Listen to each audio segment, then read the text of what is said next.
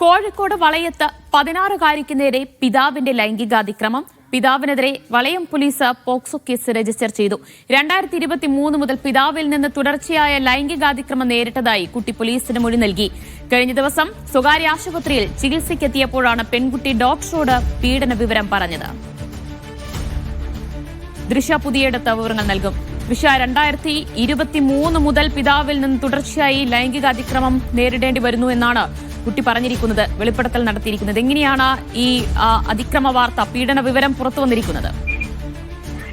ദിവ്യ, ഇന്നലെയാണ് ഈ 16-കാരി വളയം പോലീസിന്റെ മുന്നിൽ ഈ പീഡന പരാതിയുമായി എത്തുന്നത്. അതായത് കഴിഞ്ഞ ദിവസം സ്വകാര്യ ആശുപത്രിയിൽ ചികിത്സയ്ക്കെത്തിയപ്പോൾ അവിടെയുള്ള ഡോക്ടറോട് വിദ്യാർത്ഥിനി ഈ പീഡന വിവരം, പിതാവ് തന്നെ 2 വർഷക്കാലമായി തുടർച്ചയായി പീഡിപ്പിക്കുന്ന വിവരം അവിടെയുള്ള ഡോക്ടറോട് വെളിപ്പെടുത്തുകയായിരുന്നു. ഇതിനെ തുടർന്നാണ് ഇന്നലെയോടെ വളയം പോലീസിൽ കേസ് രജിസ്റ്റർ ചെയ്യുന്നത്. ഇപ്പോൾ ഈ കുട്ടിയുടെ പിതാവിന്റെ പേരിൽ ഒരു പോക്സോ കേസ് രജിസ്റ്റർ ചെയ്തിട്ടുണ്ട്. എന്നാലും 2023 മുതൽ തുടർച്ചയായി 2 വർഷക്കാലമായി കുട്ടിയുടെ പിതാവ് ഈ കുട്ടിയെ ഈ ലൈംഗിക അതിക്രമത്തിന് ഇരയാക്കുന്നു എന്നാണ് നമുക്ക് അറിയാൻ സാധിച്ചത്. എന്തായാലും വളയം പോലീസ് ഇപ്പോൾ കേസ് രജിസ്റ്റർ ചെയ്തിട്ടുണ്ട്.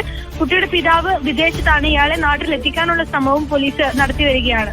ദിവ്യ, ദൃശ്യ പുതിയടത്താണ് വിവരങ്ങൾ നൽകിയത്. കോഴിക്കോട് വളയത്താണ് സംഭവം. 16-കാരിയോടാണ് ലൈംഗികാതിക്രമം നടത്തിയിരിക്കുന്നത്. പിതാവിനായി ഇപ്പോൾ പോലീസ് കേസെടുത്തിട്ടുണ്ട്. അയാൾ വിദേശത്താണ്. അയാളെ നാട്ടിലെത്തിക്കാനുള്ള നീക്കങ്ങളും സജീവമാണ്.